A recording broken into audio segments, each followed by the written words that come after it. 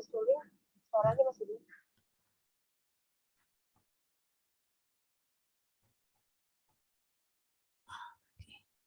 Halo semuanya, selamat pagi. Selamat pagi menjelang siang Bapak, Ibu, dan rekan sekalian. Oke, mungkin sambil menunggu teman-teman lain yang masuk, kita mulai aja acara hari ini karena semua materinya ini kayaknya agak padat nih. Jadi kita harus benar-benar menyiapkan waktu dan pikiran supaya bisa menyerap semuanya. Nah, senang sekali hari ini kita bisa berkumpul bersama di webinar mengenai bagaimana cara melakukan penjualan melalui platform online yang efektif dan tepat sasaran. Nah, pastinya nih semua yang hadir di webinar ini udah tidak sabar lagi untuk memperoleh ilmu atau informasi tambahan yang menunjang pekerjaan atau bisnis rekan-rekan sekalian supaya makin cemerlang gitu. Nah, sebelumnya izinkan saya, moderator pada pagi hari ini, untuk memperkenalkan diri. Nama saya Yeni Suling, cuma nama panggungnya biasa dipanggil oleh Suling, gitu ya. Saat ini saya bekerja di Blibli, salah satu pemain di industri e-commerce di Indonesia, dan berkontribusi di dalam tim Consumer Insight yang memang tugas sehari-harinya untuk mencari tahu apa yang ada di benak konsumen dan bagaimana cara perusahaan dapat mempersempit jarak antara keinginan konsumen dan kemampuan perusahaan. Gitu. Nah, pembicara kita pagi ini juga memegang peranan yang sangat penting dalam membantu individu atau perusahaan tersebut untuk bisa mempersempit nih jarak tersebut. Beliau tidak lain dan tidak bukan adalah Bapak Victor Iwan Kristanda, CEO dari Doxa Digital Creative Digital Agency. Gitu. Nah, namun sebelum kita mendengarkan materi-materi yang menarik nih dari Pak Victor, mungkin rekan-rekan sudah mengetahui siapa sih yang menyelenggarakan acara yang bermanfaat seperti ini. Nah, pastinya mungkin kalau teman-teman alumni itu sudah tahu, sudah kenal sama yang namanya ARO. Nah, selain ARO, kita juga punya nih Ikatan Keluarga Alumni BINUS alias IKA BINUS yang menjadi salah satu organisasi di balik semua acara-acara yang akan mempererat hubungan antara alumni dengan alumni, alumni dengan perusahaan dan sebaliknya, dan alumni dengan masyarakat. Nah, mungkin untuk lebih jelasnya dan mempersingkat waktu, kita sambut Pak Marzuki selaku Ketua IKA BINUS periode 2022 sampai 2025. Kepada Pak Marzuki, waktu dan tempat kami persilahkan. Kepada tentu moderator Suling, lalu ke teman ini termasuk kita Pak Iwan nih, teman kita juga ternyata. Senang sekali saya pagi ini bisa bertemu dengan teman-teman yang luar biasa. Semoga selalu sehat ya, selalu semangat beraktivitas, dan kita bisa saling berbagi. Jadi Ikatan Keluarga Alumni yang sekarang juga mewadahi kita 130.000 alumni BINUS, sangat ingin membuat sesuatu yang bermanfaat buat teman-teman alumni, buat masyarakat. Dan mudah-mudahan acara-acara yang diselenggarakan oleh teman-teman di rekan-rekan pengurus IKA BINUS akan membuat banyak tambahan, terutama untuk semakin teman-teman rekan BINUS semakin sukses nih. Jadi pesan kita ya, semoga acara begini terus menjadi semangat buat teman-teman untuk terus belajar lebih baik, dan Ikatan Keluarga Alumni akan terus berusaha senantiasa dengan segala pengurus yang ada. Ada 4 divisi di sini, salah satunya adalah divisi bisnis ya, yang di teman-teman seperti Suling dan Pak Widarto akan terus berusaha nih menghadirkan kiat-kiat bisnis yang sukses. Dan saya dengar-dengar sebentar lagi ada pameran ya Bu Suling ya, ada pameran, ada acara apa tuh yang pokoknya networking antar bisnis ini akan terbentuk lah. Dan benar kata Bu Suling, makin dekat makin beruntung kita. Jadi kedekatan itu akan dibangun, mudah-mudahan Pak Victor juga bisa membuat kita makin sukses nih Pak Victor pagi ini. Teman-teman nih yang namanya usaha online nih sudah kayak hari ini sudah wajib, bukan lagi pengen ya. Jadi kayak Bu Suling di blibli.com itu sekarang merupakan salah satu platform yang sangat unggul di e-commerce Indonesia juga nih. Jadi mungkin nanti kalau ada waktu Bu Suling bisa juga berbagi sama kita nih ilmu-ilmunya nih ya. Pagi ini Pak Victor Iwan yang mau bagi. Jadi saya pikir tanpa berlama-lama nih Bu Suling, saya kembalikan kepada semua orang yang sudah begitu antusias ya Bu Suling. Terima kasih banyak Bu Suling. Oke, terima kasih Pak Marzuki. Itu adalah Pak Marzuki, memang Ketua IKA untuk periode tahun ini sampai dengan tahun 2025. Nah, mungkin tadi sempat Pak Marzuki sempat singgung tentang divisi-divisi. Jadi sebenarnya di dalam IKA BINUS itu ada 4 divisi.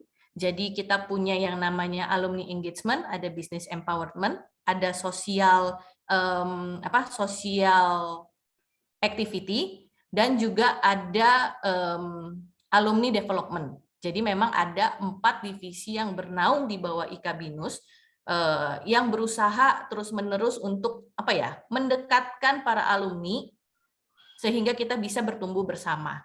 Nah, mungkin kalau ada teman-teman yang sedang ada di webinar ini dan belum join jadi anggota alumni IKA BINUS, mungkin bisa ayo bareng-bareng kita berkumpul bersama supaya nantinya kita bisa semakin semakin bertumbuh besar gitu ya. Atau mungkin ada teman-temannya lain atau saudara-saudaranya yang lain yang mungkin diketahui dan juga belum join, silahkan loh. Kami dengan amat sangat senang menyambut Bapak Ibu dan kalian semua. Gitu. Oke. Tampaknya para audiens nih udah nggak sabar nih sebenarnya untuk mau langsung ke materi. Nah, tanpa berpanjang-panjang lagi, maka mari kita sambut Bapak Victor Iwan Kristanda. Kepada Bapak Victor, waktu dan tempat saya persilakan.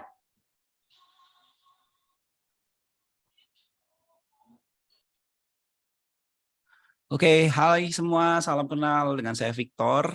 Saya alumni BINUS TI 97 ya. Dan saya senang ya, pertama kalinya juga saya terhubung dengan IKA ya. Biasanya cuma ikutin Facebook grupnya aja. Kemudian nge-like pasif ya. Hari ini bisa turut kontribusi ya, karena apa yang sudah BINUS investasi ke diri saya, tentunya ini adalah momen saya bisa sedikit berkontribusi ulang lah buat teman-teman BINUSian semua ya. Dan kekuatan networking merupakan salah satu kekuatan yang saya baru sadari 2 tahun belakangan ini ya. Jadi rekan-rekan IKA ya, kalau kita mau ke depannya bernetworking, saling tumbuh bareng ya, kita mulai dari saling berkenalan satu sama lain tentunya ya. Dan salah satu cara kalau saya tahu Zoom meeting yang paling bagus buat bisnis adalah dari nama gitu ya. Jadi kalau kalian ada klasifikasi bisnis ya, kalian bisa rename nih kayak saya nih, Victor Iwan TI 97 Digital Agency. So tanpa kalian kenalan, saya tahu misalnya Pak Ajung aja nih klasifikasi bisnisnya apa nih. Ya, karena kita mau networking buat bisnis ya tentunya ya. Jadi kalau kalian bisa rename, saya senang nih. Jadi saya bisa tahu siapa bisnisnya apa. Jadi satu kali kalau kita ada butuh ya, setiap kali minggu kita ketemu, lama-lama makin kenal satu sama lain. Oh, saya kalau kontak Pak Marzuki ini ngomongin A gitu misalnya ya. Ayo kita mulai dari situ ya. Sambil saya mulai presentasi saya ya. Jadi apa yang saya share ini merupakan salah satu intisari dari pembelajaran saya selama 15 tahun lah ya. 15 tahun dari seorang web developer sampai sekarang shifting, perusahaan saya jadi shifting dari developer menjadi business agency. Dan semoga ini bisa jadi wawasan baru buat kita selama 1,5 jam ke depan ya, untuk kita sharing tentang digital marketing itu sendiri ya, bagaimana kita bisa berjual online dan lain sebagainya. Karena apapun bisnis kita ya, saya percaya siapapun marketnya ya, sekarang itu ya, kalau kita bicara Indonesia udah bukan go online lagi, tapi udah live online ya orang-orangnya ya. Saya percaya banyak dari kita bangun tidur pun sudah langsung terhubung ya. Bahkan dalam tidur pun handphonenya tetap terhubung. Ya. Jadi we live online, udah bukan go online lagi. Ya. So sedikit perkenalan ya. Jadi saya Victor, CEO dan founder dari sebuah digital agency lokal di Indonesia yang saya bangun, namanya Doxa Digital. Ya, saya ya mengucap syukur lah ya, dalam perjalanan karir cukup dipercaya untuk berbagi ya. Saya mengajar di Google Academy ya, saya juga sempat ikutan ngisi di beberapa seminar publik seperti SEO Cons ya, salah satu seminar SEO yang terbesar di Indonesia ya, di Social Media Week, Tech in Asia dan lain sebagainya ya. Jadi semoga ini cukup memberikan rasa yakin dari rekan-rekan alumni ya untuk bisa mendengar sharing saya gitu ya. So Doxa sendiri kami merupakan mitra dari beberapa platform lah, dari Meta atau Facebook, dari Google ya, TikTok kami juga jadi marketing partnernya juga. Ya, jadi apa yang saya mau share pagi ini sebenarnya lebih ke mindset ya. Karena dalam waktu 1,5 jam kalau saya sharing tentang satu disiplin ilmu ya, tentunya waktunya nggak cukup. Ya, jadi pagi ini saya mau kita semua berpola pikir sebagai generalis. Kita akan bahas dari helikopter view-nya ya, ketimbang kita membahas, Pak, saya mau Google Ads misalnya, saya mau Facebook Ads misalnya ya, atau saya mau ngerti tentang TikTok Ads misalnya, atau saya mau ngerti tentang TikTok itu sendiri. Nah, itu kita udah bicara materi spesialis tuh ya. Jadi nanti mungkin satu kali kalau ada waktu ya, saya bisa bring teman-teman, bahkan teman-teman di TikTok juga untuk presentasi di sini mungkin ya. So hari ini kita mindsetnya adalah understanding digital dan digital marketing sendiri, bagaimana saat kita mau berjualan online, kira-kira prinsip-prinsip apa saja yang perlu kita punya sebagai pebisnis dan pemasar untuk kita bisa melakukan pemasaran berbasis digital ini dengan cara yang lebih baik gitu ya. Kenapa saya bilang lebih baik ya? Karena jujur ada beragam pengertian di industri ini, terutama pada saat literasi digital belum seperti hari-hari ini ya. Jadi kalau kita melihat balik sekitar 3-4 tahun lalu, belum ada jurusan yang fokus ke digital marketing dan lain sebagainya, maka para pemasar sering melakukan uji coba sendiri, tes uji sendiri. Ya, yang jadi tantangan atau yang jadi kadang-kadang potential issue adalah pada saat keberhasilan di satu produk dijadikan sebuah kebenaran untuk industri gitu ya. Nah, ini yang saya rasa saya mau kita semua hari ini yang datang, yang ngikutin sesi ini, punya mindset yang baru tentang digital. Jadi kita nggak lagi fanatik tentang sebuah channel. Ya, channel saya adalah Google, saya pakai SEO, saya pakai Facebook. Tapi lebih mengerti tentang atau paham tentang data, tentang digital dan cara kerjanya. Gitu. Oke, so kita akan mulai dari sebuah materi sederhana ya tentang bagaimana digital bisa merubah perilaku orang. Ya, ini saya ambil dari cuplikan dari beberapa klip yang ada di internet ya dan ada di media ya. Semoga bisa memberikan kita gambaran yang bagus tentang digital. Ya, so yang pertama adalah dari sebuah film namanya The Great Hack. Ini ada di Netflix ya, launching Juli 2019 kalau nggak salah. Ya, jadi film ini sebenarnya menarik. Kita angkat sebagai salah satu kasus ya, sebagai salah satu case ya tentang bagaimana digital merubah seseorang ya. Ini pendekatannya memang agak dalam tanda kutip sedikit kalau saya bilang sedikit mengerikan ya, tapi ini mungkin cara yang mudah buat kita membuka mata kita tentang digital sendiri ya. So saya akan mulai dari sebuah case di mana di sini dimulai dari pemilihan presiden di Amerika ya, kasusnya ini yang membawa Facebook sampai di sidang sama Senat dan lain sebagainya ya. Kita akan mulai dari awalnya ya, dari bagaimana tim dari Donald Trump saat itu ya ingin memenangkan pemilu ya. Oke, mari kita mulai. Semoga suaranya terdengar ya. Semoga suaranya terdengar. Oke ya, jadi video ini diawali dengan yang namanya data. Ya, bagaimana sebuah platform saat ini di kasus ini contohnya Facebook ya. Ya, digunakan oleh bisnis gitu ya untuk melakukan yang namanya segmen. Ya, jadi melalui sebuah melalui sebuah survei gitu ya. Jadi ada survei-survei yang dilakukan gitu ya. Ternyata di situ orang yang mengikuti survei itu di mapping ya. Nah, dari mapping itu sebenarnya nanti Kogan, saya share screen lagi ya. Sebenarnya dari mapping itu Kogan itu mempunyai prinsip membagi menjadi beberapa klasifikasi. Ya, ada yang namanya openness, ada yang namanya agreeableness, ya, neuroticism dan lain sebagainya. ya. Nah, di sini saya tidak membahas tentang pembagian kategori karakternya, karena kalau kita bicara konsep dari pembagian karakter, ya, ada banyak prinsip yang ada di pasaran gitu ya. Jadi saya tidak membahas itunya. Tapi yang saya bahas adalah bagaimana data yang ada, ya, data-data yang kita miliki, yang database yang kita miliki ternyata punya kekuatan untuk melakukan perubahan perilaku gitu. Nah, disinilah data itu sangat penting. Makanya salah satu currency yang berharga daripada dunia digital saat ini adalah data.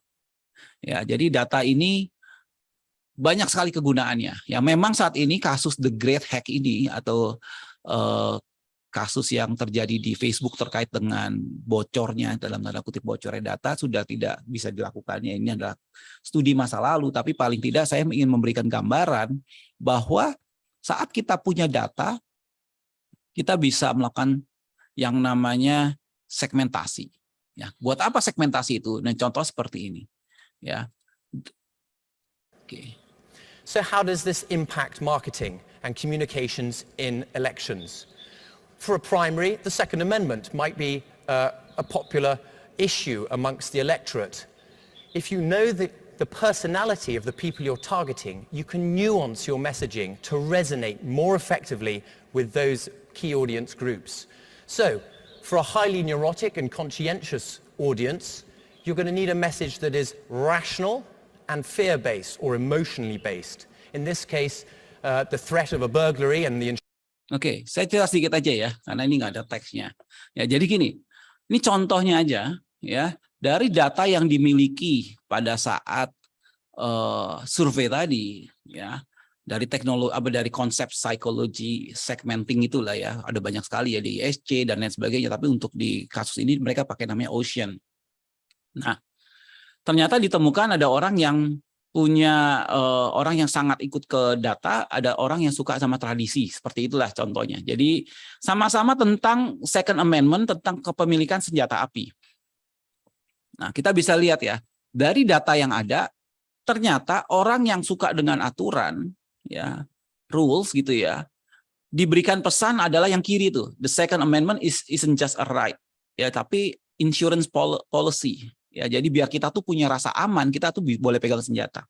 Pesan yang sama itu dikasih ke orang A, tapi pesan yang sama juga dikasih orang B dengan cara yang berbeda.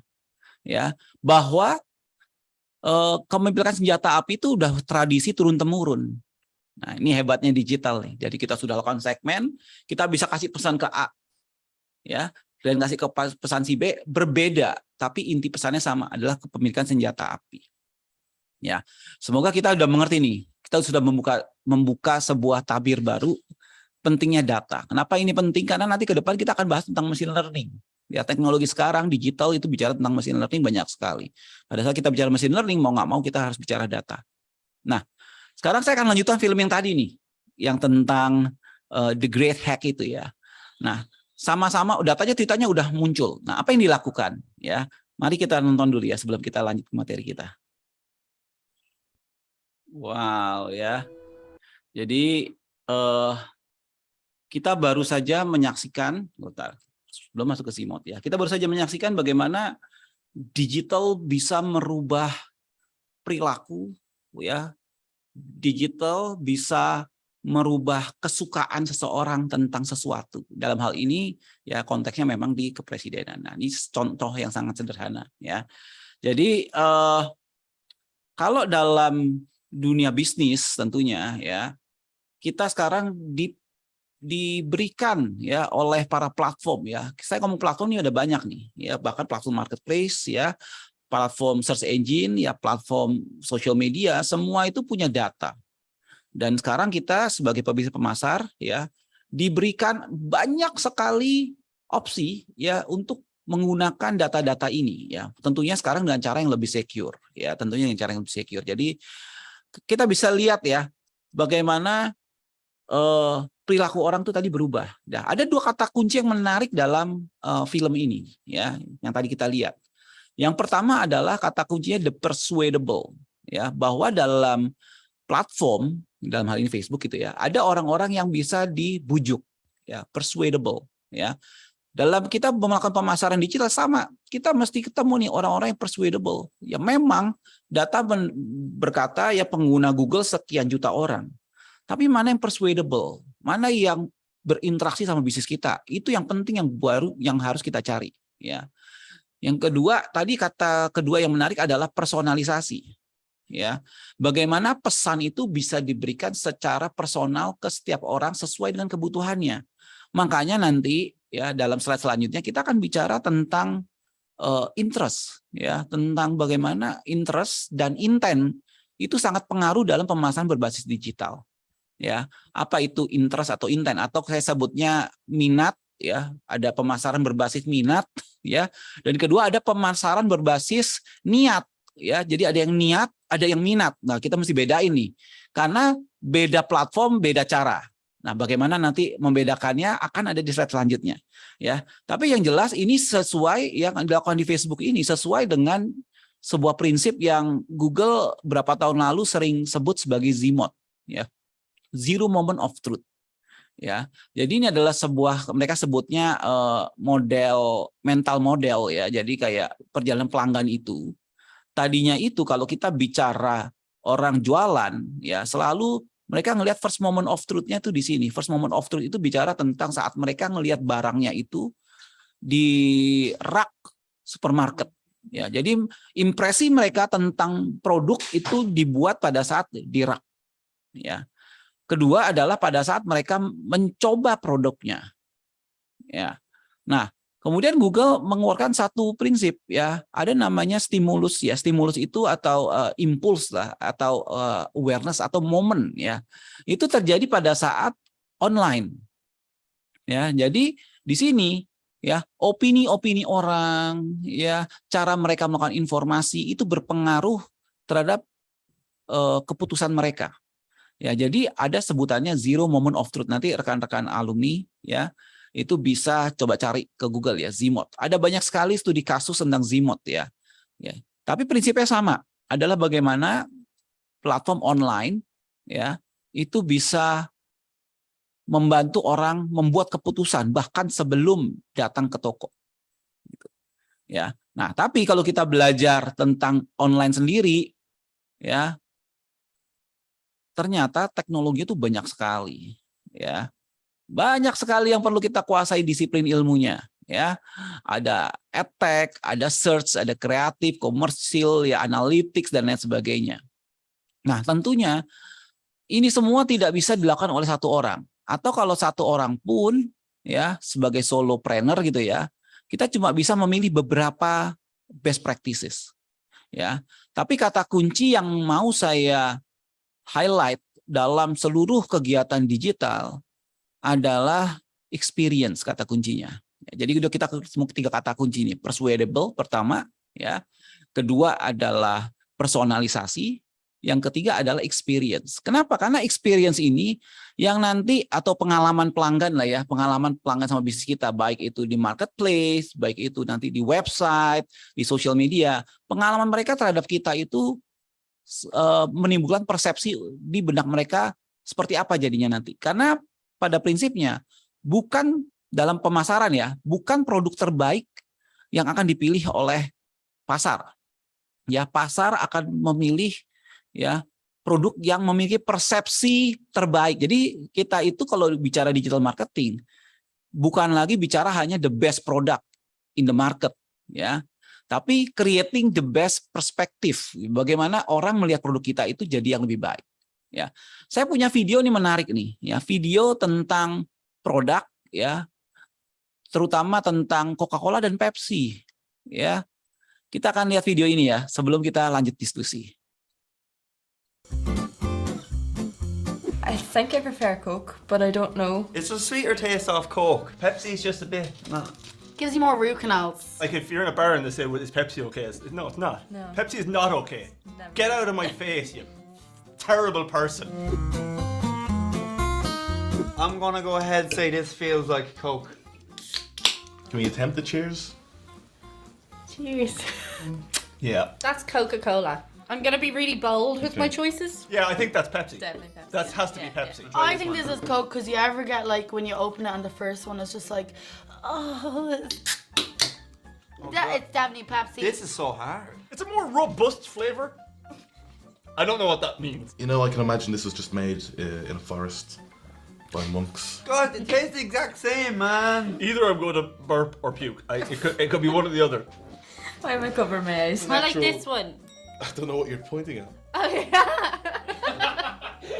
I agree. I prefer the one on the right. And I like this one the most. I'm just gonna stick to this one on the left. Oh, that's my favorite one right there. Oh! No way! That tasted more like Coke. What I thought Coke was. I told you I'd nail it. I've just been converted now. I think I'm going off Coke now. Yeah, I think Pepsi's the new thing. Yeah, Pepsi can go f itself. Ya, kita baru aja melihat sebuah studi sederhana lah ya, bagaimana sebuah blind test dilakukan ya antara Pepsi dan Coke gitu ya, Coca-Cola ya. Sebenarnya ini ada banyak sekali di internet kalau kita cari ya, bagaimana ternyata dalam beberapa kasus ya bukan produk terbaik yang dipilih oleh pasar ya. Dalam hal ini, dalam tes ini kita bisa lihat ya, Pepsi itu ternyata banyak dipilih sebagai produk yang lebih baik, gitu, lebih disukai. Ya, tapi kenyataannya pemimpin pasar, ya kita lihat Piala Dunia dan lain sebagainya, Coca-Cola di mana-mana. Ya, jadi asumsi atau persepsi pasar terhadap produk kita, ya kalau bahasa kerennya terhadap brand lah atau sebutnya awareness lah ya. Ini bahasa jargon-jargonnya anak pemasaran gitu ya. Itu sangat menentukan sebenarnya. Ya, jadi kalau rekan-rekan alumni punya produk, ya, kemudian produknya hanya main harga dan lain sebagainya, kita tuh cuma dilihat sebagai komoditas, ya. Emang orang lihat kita berdasarkan harga, ya. Kalau ke marketplace tinggal sort harga terendah, kontak, dia misalnya udah punya bintang atau apa dan lain sebagainya, orang beli produk itu, ya. Tapi kalau kita sebagai brand, ya, kita bisa lihat contoh lah ya. Produk handphone ya Apple gitu, dia punya persepsi yang sangat tinggi sebagai produk berkualitas. Memang produknya berkualitas, tapi persepsinya itu yang jauh lebih baik ya. Bagaimana orang kalau menggunakan Apple dianggap A B C D F G gitu. Persepsi itulah yang kadang-kadang menang. Makanya saya sangat-sangat berharap media digital ya benar-benar digunakan untuk nggak cuma sekedar berdagang, tapi berbisnis. Nah, ini saya sering bicara nih, sering sama teman-teman di UKM juga ya. Sangat beda ya. Pada saat kita melihat bisnis sebagai alat untuk berdagang, saat kita bisnis itu ya kita menggunakan untuk berdagang atau berbisnis ya. Karena kalau berdagang ya produk yang ada kita jual, nanti 2 tahun lagi beda produk, jangan 2 tahun, 6 bulan udah beda produk lagi ya, dan kita cuma main di produk-produk yang itu aja gitu ya, dan tanpa membangun brand kita. Sangat sayang sekali gitu loh, karena ujungnya kita cuma sebagai komoditas ya. Tapi kalau kita membangun sebuah brand ya, pemasaran berbasis digital ini sangat kuat. Nah, nanti untuk bangun brand seperti apa kita akan bahas di slide selanjutnya ya. Nah, kita udah bahas introduction di awal nih ya, ada 3 kata kunci ya. Persuadable ya, bagaimana kita menemukan orang-orang yang bisa kita bujuk kalau di digital. Kedua, bagaimana kita pesannya pun bisa personal ya, pengalamannya pun bisa personal ya. Pengalaman yang ketiga nih, experience ya, pengalamannya bisa personal ya. Nah, kita jadi hanya berpikir bagaimana kita dan pelanggan kita sama calon pelanggan kita itu mikir 3 hal itu ya. Kalau kita udah beriklan ya, nanti pengalamannya gimana? Kalau mereka kontak kita jawabnya seperti apa? Jawabnya berapa lama? Itu semua jadi satu analisa ya. Nah, jadi dalam hal ini ya, dalam saya melakukan pemasaran berbasis digital bersama tim gitu ya, kami menarik ada 5 pilar utama dalam pemasaran berbasis digital, dan ini yang mau saya share di sesi kali ini ya. Oke. Apa 5 pilar itu? Nah, saya sebut satu-satu ya, yaitu pertama adalah goal. Ya, bagaimana kita menentukan goal kita atau tujuan kita melakukan pemasaran digital. Goal kita pada saat kita jualan ya. Yang kedua adalah menentukan pasar yang tepat ya. Apakah kalau pasar kita sebutnya juga audiens ya, apakah demografiknya seperti apa atau psikografiknya seperti apa. Yang ketiga adalah pesan yang mau dibawa ke pasar, ya nanti pesan itu ada seninya sendiri yang saya akan share ya. Jadi nanti rekan-rekan alumni juga bisa gunakan ini dalam bisnis kita masing-masing ya. Yang keempat adalah media ya. Yang kelima adalah data. Media ini berarti kita baru pilih kita pakai media apa. Nah, yang terakhir adalah data ya, bagaimana kita benar-benar melakukan terus yang namanya improvement, dan improvementnya harus berbasis data. Makanya kalau kita bicara digital marketing, atau kita jualan, atau saat kita bahas tentang customer experience atau perjalanan pelanggan kita, nggak ada tuh yang namanya pemasaran cuma set and forget, ya, cuma sekali setting terus kita berharap ya platformnya jalan dengan baik, ya. Kemudian websitenya atau kita punya toko di marketplace, ya cuma ada satu konten udah itu ya udah biarin aja gitu, kita cuma fokus ke CS misalnya ya, karena pada dasarnya selalu kita harus punya program untuk terus membuat improvement ya. Nah, saya akan bahas satu-satu ya. Kita akan mulai dari goal ya. Oke ya, goal ya. Kenapa goal itu penting? Karena goal ini akan menjadi dasar ya atas semua yang akan kita lakukan. Ya, ada satu prinsip dari salah satu orang pelatih pengembangan diri ya, Stephen Covey, namanya begin with the end gitu ya. Mulailah dari ujung akhirnya gitu ya. Sama seperti goal ya. Kalau kita nggak tahu goalnya, itu sama kayak kita naik taksi terus kayak suruh supir taksinya tuh jalan aja, nggak tahu tujuannya kemana ya. Bisa aja kita akhirnya kelok-kelok ya, kita muter-muter gitu ya. Karena kita nggak tahu tujuannya. Nah, ini sama ilustrasi yang saya bawa ini ya. Ya, pertanyaan sederhana ya. Kampanye kita profitable atau enggak? Nah, profitable seperti apa?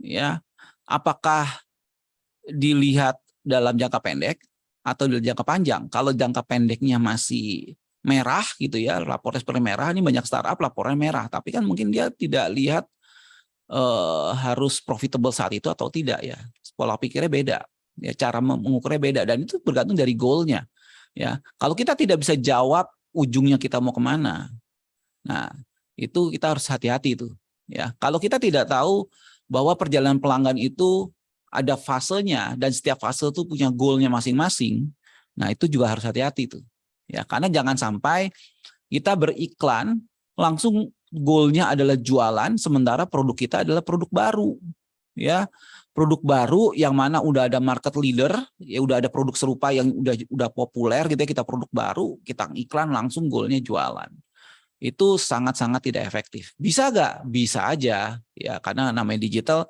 segala sesuatunya bisa kita optimasi, tapi dalam prakteknya, ya, lebih banyak faktor resikonya. Ya, lebih besar faktor resikonya dibanding faktor keberhasilannya ya. Kalau kita bicara goal yang tidak tepat ya. Kenapa? Karena goal ini juga menentukan bagaimana nanti machine learning itu bekerja. Ya. Kebanyakan orang seperti ini nih. Ya, pada saat kita bicara digital marketing ya, yang dipikirkan itu adalah oh, saya mau bikin akun di marketplace. Oh, saya mau bikin saya mau pakai Facebook. Oh, sekarang lagi zamannya TikTok, saya mau pakai TikTok gitu ya. Ya, jadi ini jadi isu nih yang saya lihat dari beberapa bisnis di Indonesia yang kita temui ya, bahwa goalnya tidak spesifik mau kemana ya, atau terlalu besar ya. Karena pada faktanya ya, kita bicara tentang perjalanan seorang pelanggan itu ada fasenya.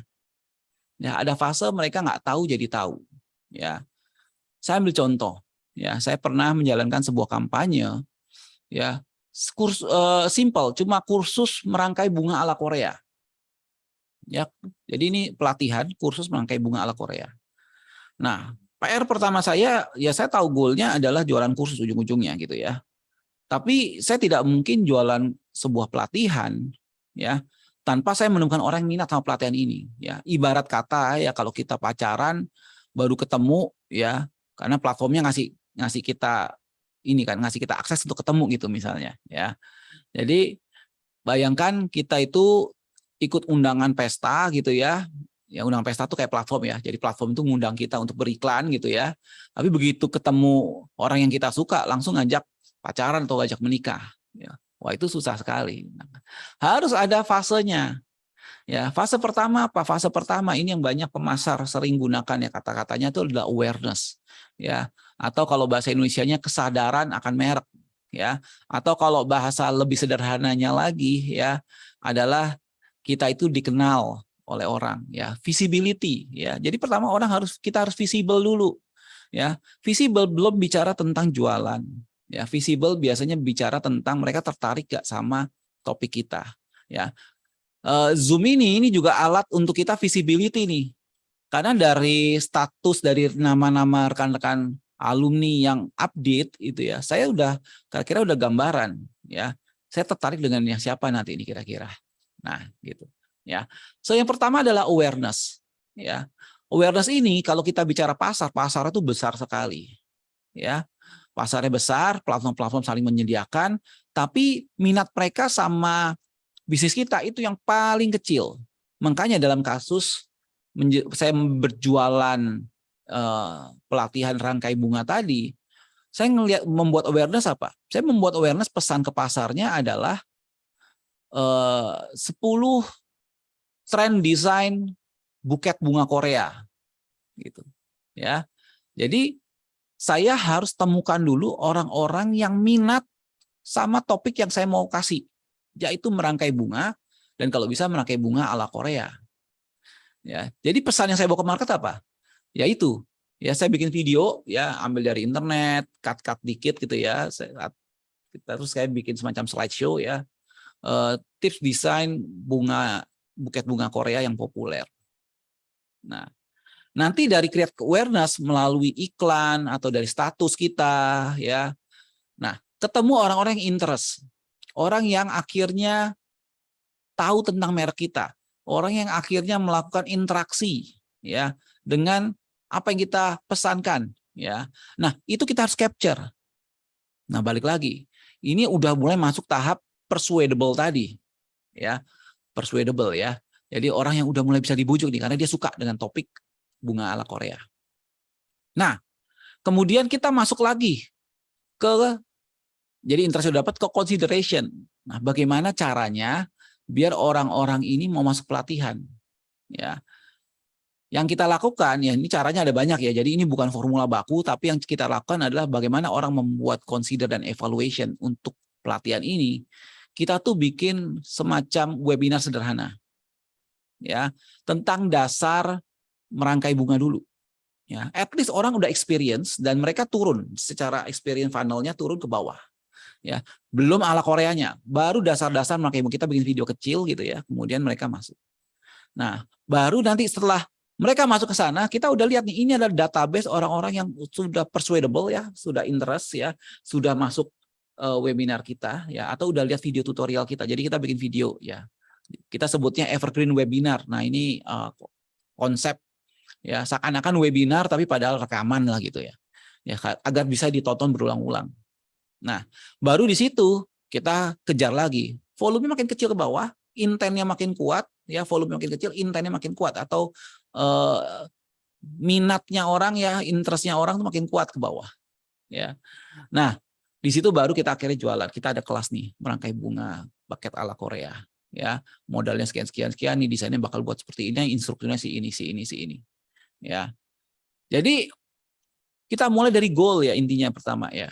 Jadi goalnya kita udah tahu dulu nih ya. Awareness goalnya adalah cari orang yang interaksi, interest consideration cari orang yang awareness tuh cari orang yang punya minat gitu ya, interest consideration cari orang yang berinteraksi, decision purchase kita cari orang yang sudah ikut nonton video ya, kemudian kita langsung iklankan, hard selling lah istilahnya ya. Oke ya. Nah, itu yang pertama ya. Jadi kita tentukan goalnya dulu. Nah, rekan-rekan alumni harus lihat di bisnis masing-masing ya. Sisi awareness-nya seperti apa yang bikin market cocok ya, apa yang bikin market untuk bisa interaksi sama kita. Dan terakhir, apa yang market mau decide untuk beli produk kita atau enggak. Ya, itu dimulai dari sebuah goal. Nah, yang kedua, ya kita bicara tentang audience. Ya. Audience itu biasanya dibagi dua. Ya, secara demografis ya, atau secara psikografis ya. Mereka suka dengan apa, mereka hobinya apa, ya, pendapat mereka tentang ini apa, tentang itu apa. Demografis lebih sifatnya statistik ya, lokasi di mana, ya, usia berapa. Kenapa kita ini penting, ya? Dan kenapa ini akan jadi modal untuk kita milih media? Ya, karena ada audiens yang bisa ditarget lewat kata kunci, ya, ada audiens yang bisa ditarget lewat psikografis, ada audiens yang bisa kita target lewat demografis, ya. Tapi faktanya audiens kita tuh sekarang seperti ini, ya. Jadi kalau dulu, ya, saya ingat ya beberapa waktu dulu, waktu saya masih muda gitu ya, saya masih lebih muda dari sekarang, saya sekarang masih muda tapi lebih muda dari sekarang intinya gitu, ya. Saya ingat dulu nonton TV itu, ya, ada TV swasta yang kalau nonton pakai decoder tuh, ya, harus pakai alat top box gitu ya, jadi harus ada top TV boxnya gitu ya, baru bisa nonton. Nah itu kalau dia pasang iklan, kita mau nggak mau tetap nonton iklannya, karena nggak ada pilihan lain, ya. Jadi dahulu bisnis itu, ya, menampilkan jalur komunikasi bisnis ya itu nggak banyak, TV, radio, billboard, ya, koran gitu ya, dan jarang tapi perhatian orang penuh gitu ya. Jadi reach was scarce, ya, jadi untuk meraihnya itu kayak nggak banyak pilihan dan perhatian orang masih penuh gitu ya.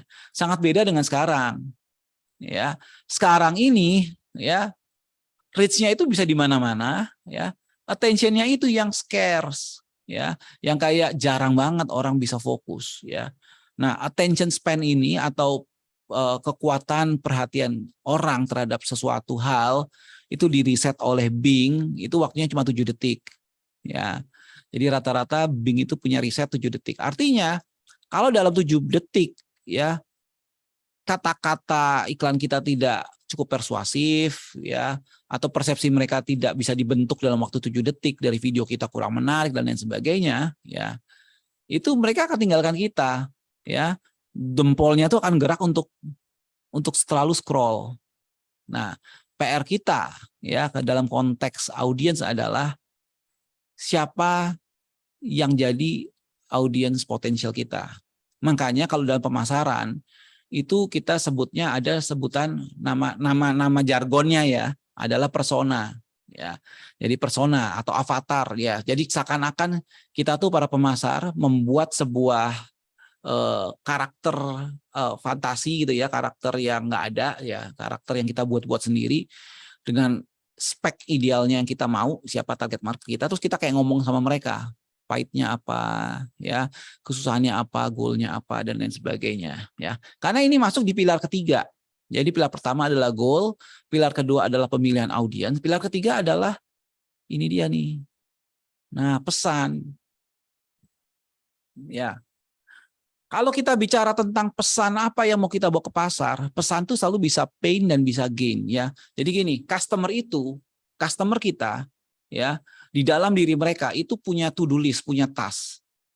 Nah, produk kita itu di sisi kiri, ya, produk kita selalu punya tugas, ya, untuk menyelesaikan masalah customer dari sudut gain-nya dia, dream-nya dia atau pleasure-nya dia, atau menyelesaikan masalah dari kesulitannya customer kita, ya. Customer kita sulitnya apa? Nah, jadi contoh, ya, kita ada satu produk skincare yang lagi kita buat, gitu ya, untuk inilah memutihkan wajah, gitu ya. Memutihkan wajah itu masuk ke pasar. Jadi customer job-nya apa?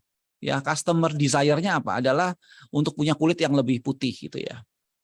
Nah, pendekatan produknya kita bisa dari gain, bisa dari pain. Dari gain maksudnya apa? Ya, satu, kita bisa ambil sudut kata-kata yang kita gunakan adalah tampil lebih percaya diri. Nah, percaya diri itu gain. Jadi kayak orang dianggap percaya diri gitu ya. Ya, tapi juga satu sisi bisa pakai painnya orang pada saat kulit tidak putih. Apa? Minder. Jadi stop minder misalnya, ya. Nah, dari sini antara lebih percaya diri sama stop minder, ya. Kita sebagai pemasar pada saat kita awal-awal melakukan kampanye digital, kita tuh nggak tahu pesan yang lebih kuat yang mana, apakah gain-nya atau pain-nya. betul ya. Sambil contoh lain lagi, ya kita ada rekan ada bisnis yang jualan software akuntansi, ya. Kalau dari sudut pandang Gain apa, ya bagaimana pengguna gitu ya tanpa mengerti punya background accounting bisa punya laporan keuangan yang penuh infografis misalnya, instan, ya, infografisnya instan, ya, itu Gain, ya. Pain-nya apa? Ya, jangan sampai diperiksa pajak dan tidak siap. Wah, itu yang sedikit menakuti itu. Ya. Nah, antara Gain sama Pain-nya mana yang lebih kuat? Wah, kita harus tes dulu. Ya. Nah, makanya kadang-kadang kita itu nanti akan membuat mapping, ya. Customer goal-nya apa, customer pain-nya apa, kita list semua, kemudian kita ke pasar itu, kita udah persiapkan. Nah, jadi ini fase-fase di 5 pilar ini banyak main di persiapan dulu biar kita punya mindset, ya. Jangan langsung iklan. Jadi ke customer nanti kalau kita iklan ada sebutannya teks iklan atau ad copy gitu ya.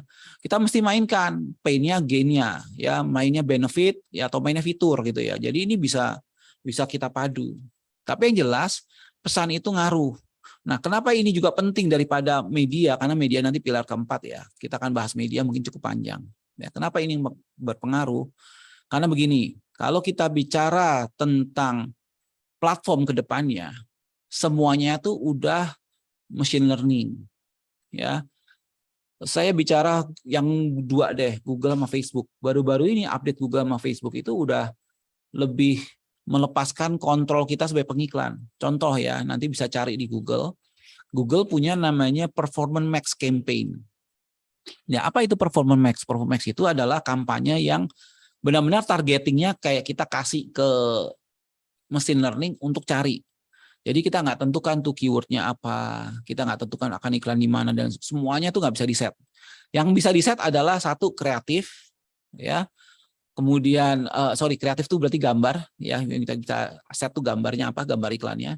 Kedua teks, ya, teks iklannya, ya. Ketiga sama segmen audiensnya, ya. Segmen audiens itu kayak tadi demografinya apa. Udah. Ya, bayangkan kita sebagai pengiklan, ya, untuk targetingnya kita nggak punya kontrol. Targeting keyword, kata kunci, targeting topik, kita mau iklan topik apa, kita nggak bisa kontrol. Semuanya udah machine learning. Nah, disinilah kekuatan pilar ketiga, kekuatan membuat pesan ini jadi sangat menarik.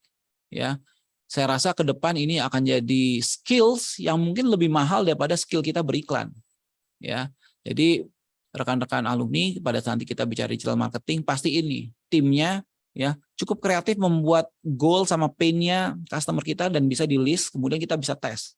Ya, kalau yang pakai agency juga sama, pasti agensinya punya beragam ide ya untuk tap in ke customer baik dari gain-nya maupun dari pain-nya, karena ini cukup penting ya. Jadi pesan itu sangat-sangat penting dalam pemasaran berbasis digital, terutama kalau kita main SEO nanti ya, atau search engine optimization ya. Jadi SEO itu bagaimana situs kita tuh direkomendasi di Google di halaman pertama Google gitu ya.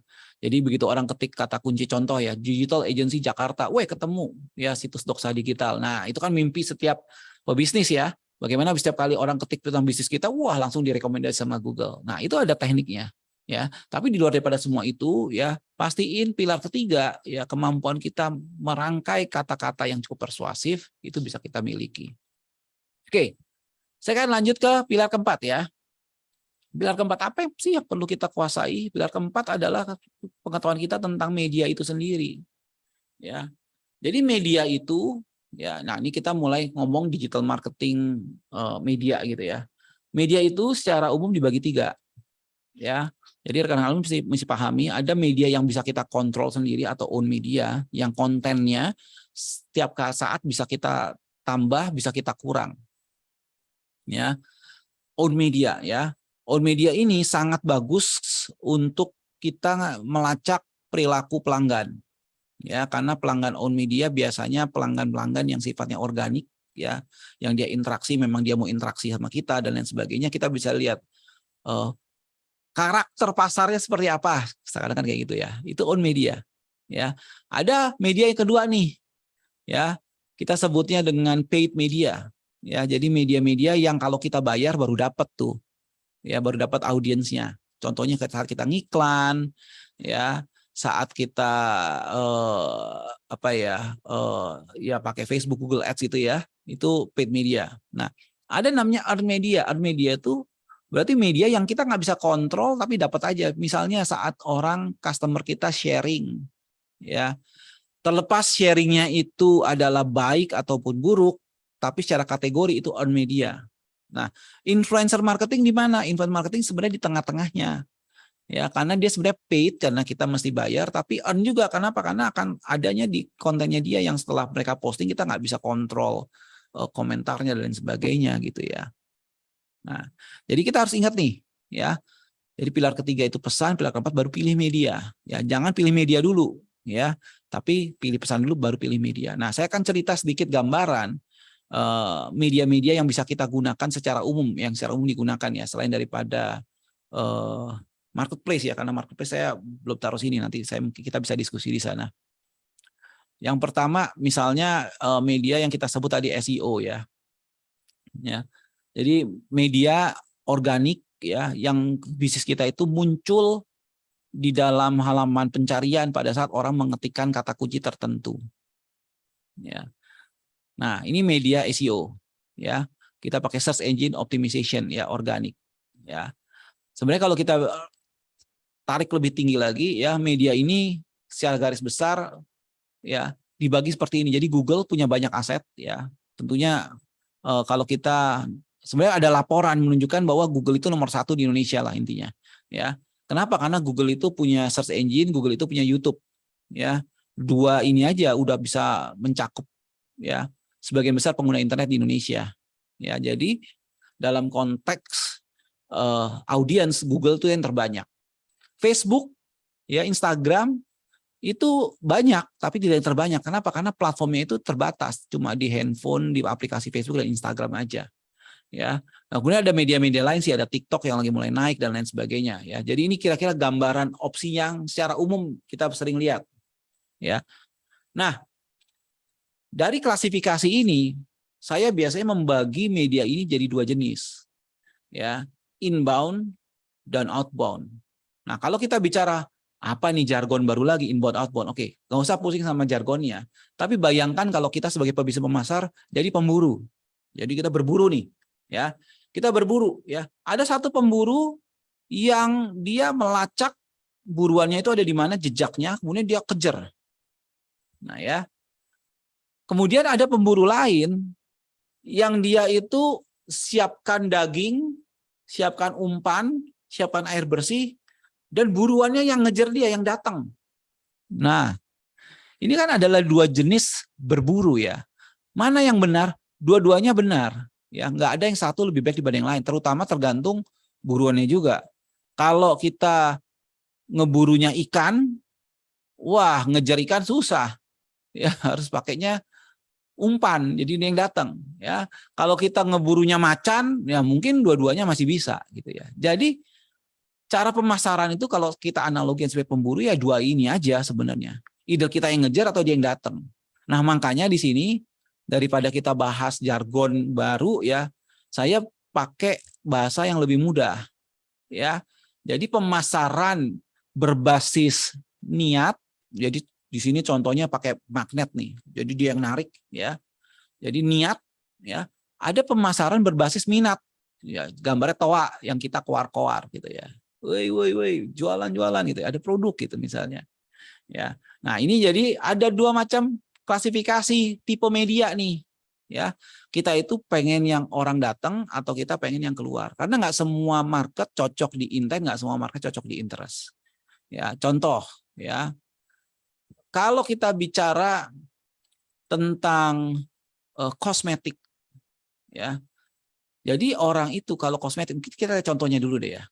Apa sih pemasaran berbasis niat? Ini contohnya search engine nih. Nah, ini ya. Ya, search engine. Ya. Kalau orang ketik, wah masuk situs kita. Wah, ini pemasaran berbasis intent atau niat. Ya. Cocok buat apa? Cocok buat kita yang B2B misalnya.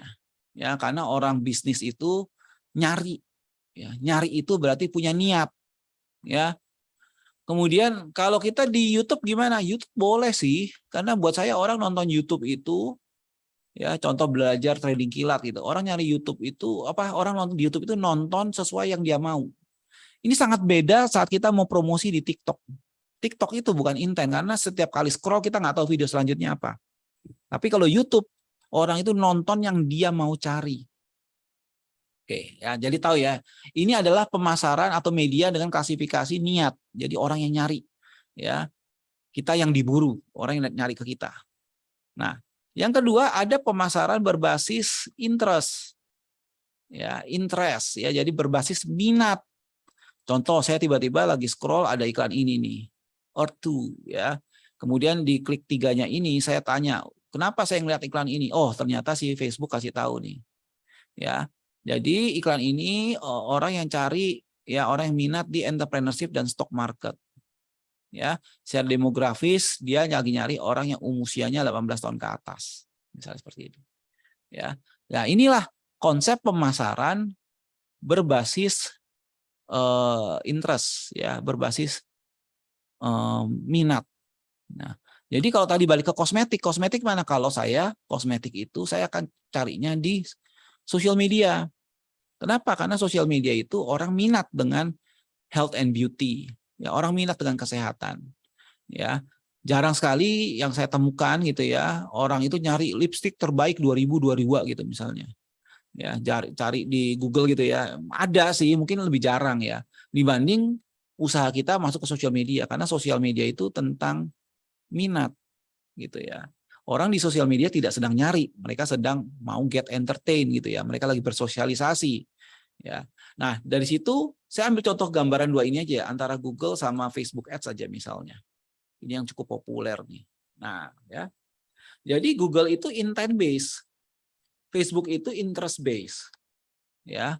Nah, salah satu kelebihan Google ya dibanding Facebook adalah inventory-nya kayak tadi kita lihat ya. Google sama YouTube aja itu kayak audiensnya sangat besar. Belum ditambah dia kerjasama dengan situs-situs seperti Detik, Kompas, dan lain sebagainya. Jadi kita tuh sebagai pebisnis pemasar punya akses ke database yang sangat besar. Ya, dibanding dengan Facebook yang cuma aplikasinya Facebook itu sendiri sama Instagram. Ya. Nah, tapi kelemahannya Google adalah ya real data sama interestnya kurang. Kenapa Facebook ini jadi kelebihannya dia? Karena orang itu bikin status. Ya. Percaya atau tidak, tadi kita udah lihat di video di awal ya. Semua aktivitas kita yang ada di Instagram, Facebook itu sama mereka diklasifikasi, disegmenkan. Ya. Jadi dia bisa tahu nih Victor sukanya apa. Dia bisa tahu Victor itu kalau online jam berapa aja dan lain sebagainya. Ya. Jadi seluruh aktivitas kita itu ya akhirnya si platform tahu, oh ini cocoknya dengan iklan ini, cocoknya dengan iklan ini. Ya. Nah, ini saya kasih tambahan lagi ya. Oke, kalau Google sendiri produknya ada banyak ya. Ya masing-masing punya pro dan cons. Misalnya sekarang nih kita mau masuk di Google Map pakai Google Business Profile. Ya promosi gratis, ditampilkan gratis, tapi consnya ya limited reach, cuma orang-orang yang pakai Google Map aja.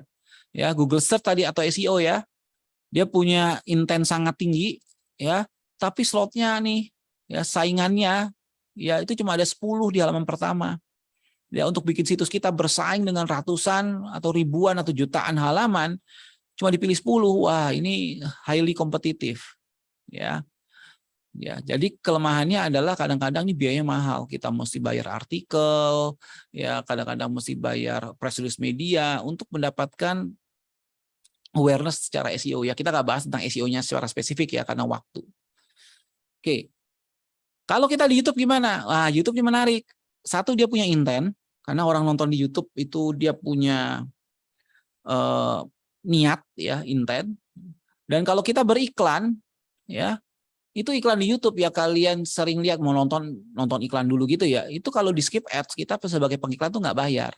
Jadi kayak free promotion 20 menit plus lagi ya. Karena video di YouTube itu dihitungnya gini, kalau videonya itu selesai ditonton atau ada interaksi ya atau lebih dari 30 detik. Jadi ada tiga klasifikasi itu sebelum dia lihat sebelum si YouTube charging kita sebagai pengiklan sebagai satu view. Selebih daripada itu gratis.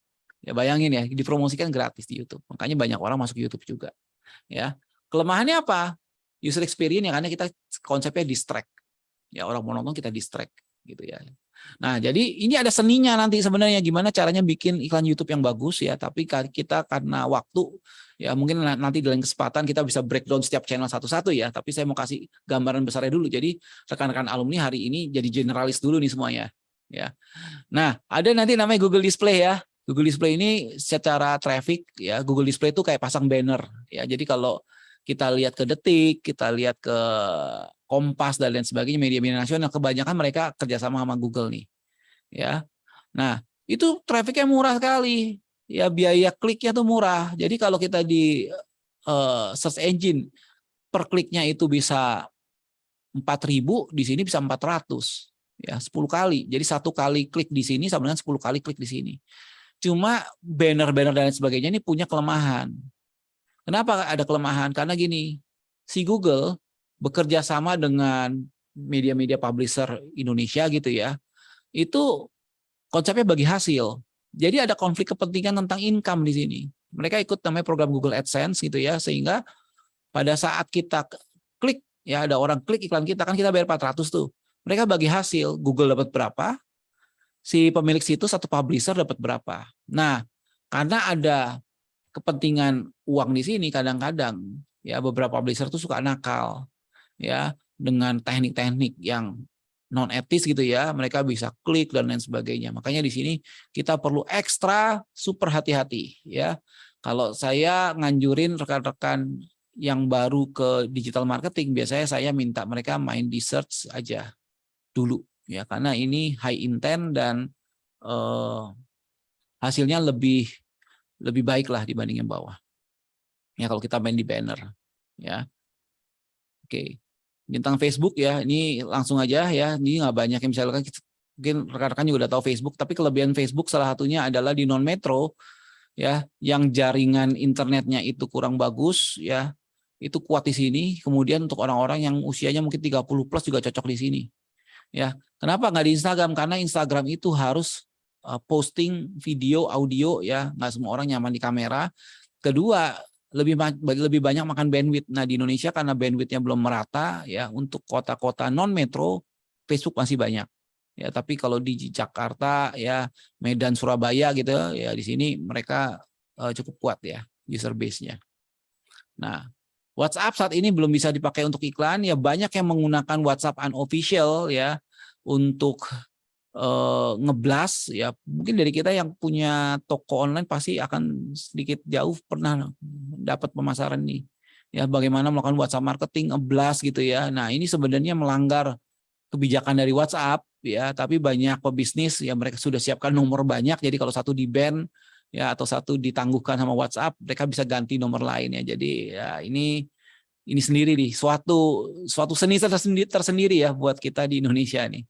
Ya, jadi WhatsApp sebenarnya tidak boleh tuh buat kegiatan pemasaran. Nah, jadi kita udah bahas 4 pilar nih, ya. Kita sudah bahas tentang goal, kita sudah bahas tentang audience, kita sudah bahas tentang message, udah bahas tentang media itu sendiri. Ya, sedikit gambaran spesifik tentang Google versus Facebook. Ya. Nah, yang terakhir ini juga kalah penting, yaitu tentang pelacakan. Ya. Jadi sebenarnya yang perlu kita bikin adalah sebuah rencana. Nah, ini contoh ya, rencananya seperti ini. Ya.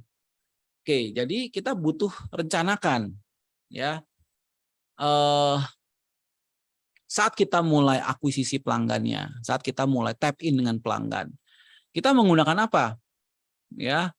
Apakah menggunakan banner, menggunakan YouTube, menggunakan search engine, ya, menggunakan Facebook, Instagram, ya, atau menggunakan SEO. Ini contoh aja ya. Kemudian tipe audiensnya. Ini tipe audiens ini ada bahasa yang mungkin belum familiar ya buat mata kita, terutama buat rekan-rekan yang background-nya bukan di digital marketing ya. Jadi audiens itu tadi demografi, psikografi itu biasanya dibagi kalau di platform itu ada sebutannya. Ya, kalau core audience berarti audiens yang disiapkan oleh platform.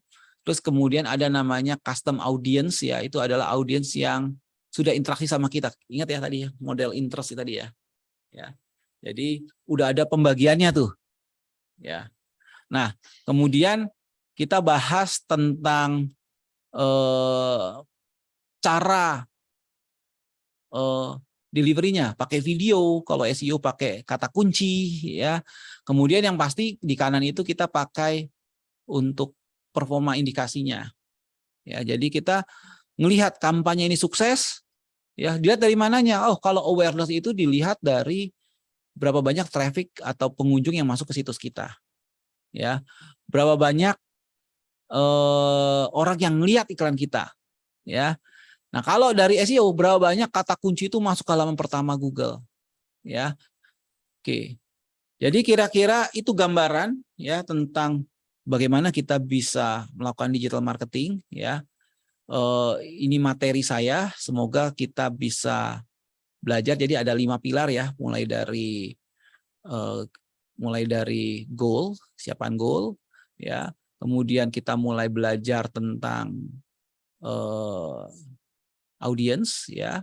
Kemudian kita belajar the message, ya, pesan, ya. Kita belajar tentang pemilihan media, dan yang kelima kita belajar tentang ngukurnya, ya. Oke. Nah, saya masih ada beberapa slide lagi untuk tambahan sebenarnya, tapi kalau kita mau masuk tanya jawab, mungkin kita bisa mulai tanya jawab ya, Bu Suli ya. Iya, wah. Gila, menarik sekali ya. Maksudnya penuh banget nih materi kita di pagi sampai menjelang siang ini. Banyak Sebenarnya ada banget beberapa hal-hal. materi tambahan lagi, tapi saya takut explore karena kalau di explore nanti jadi panjang banget. Oh gitu. Kecuali kalau ada Sebenarnya, waktu nanti kita bisa tambahkan nih. Ada beberapa materi. ada sih, masih ada beberapa menit lagi. Kalau misalnya Pak Victor mau menyampaikan, kami persilahkan. Mungkin. Oke ya. Oke, saya cerita di ini dulu deh ya. Membreakdown tadi tentang ini ya, membreakdown tentang the fundamental dari blueprint sendiri ya. Sebentar ya. Ini ya. Kalau kita lihat di layar, layar saya masih screen nggak ya? Masih harus share screen lagi. Oke, sebentar. Masih ada waktu berapa lama ya? Masih 15 ada menit setengah ya? jam. Oh, setengah jam, oke. Siap. Nah, ya. Oke. Nah, saya akan mulai sedikit campur dengan praktek ya. Praktek nih. Jadi sesuatu yang praktikal yang bisa dilakukan. Nah, pertama adalah kalau kita,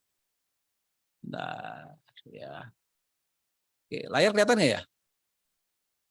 Aman, Saya lagi buka Google nih. Aman. Nah, hal terpenting ya buat pemula ya, kalau saya selalu sarankan kita main di intent ya, karena itu lebih jelas customernya ya daripada kita main ke interest sebenarnya ya. Oke, tapi ini preference ya, karena kalau kita bicara digital marketing sebenarnya nggak ada ilmu baku ya bahwa harus ABC ya. Kami pagi bisa membahas topik tentang bank, siangnya itu bahas topik tentang sewa mobil, ya besoknya kami bahas tentang mother's baby gitu ya di kantor. Nah, ini ketiganya ini strateginya totally different gitu loh. Ya, jadi nggak ada strategi baku ya, tapi ini preference saya aja karena saya suka main di Google ya. Tapi nanti kalau rekan-rekan alumni ketemu orang yang suka main di Facebook, mungkin pendapatnya bisa beda ya. Tapi ini menarik nih untuk kita coba ya. Jadi misalnya ya, kita mau lihat bisnis kita jalan sekarang seperti apa. Nah, Google sudah siapkan beberapa hal. Yang pertama adalah Google bisa siapkan yang namanya Google Trend. Nah, ini menarik nih. Ya. Kata kunci ya itu sangat ngaruh loh. Contoh ya, kita misalnya Indonesia nih ya. Saya mau cari bisnis saya misalnya dari jasa SEO misalnya. Ya. Pencariannya banyak. Ya. Tapi saya cari yang kedua SEO agency. Ya. Sama-sama istilah ini ya, istilah istilah penelusuran, ya, ini kita bisa lihat ya, kadang naik, kadang turun, kadang naik, kadang turun, ya. Tapi ini secara fakta, ya, kalau kita, saya berkaca dari bisnis saya sendiri, ya, kata kunci, ya, pembuatan intent itu berpengaruh sama market yang bisa dihasilkan, ya, karena kalau saya mentargetkan jasa SEO, hasil dari leads yang dihasilkan itu tidak sesuai dengan bisnis saya.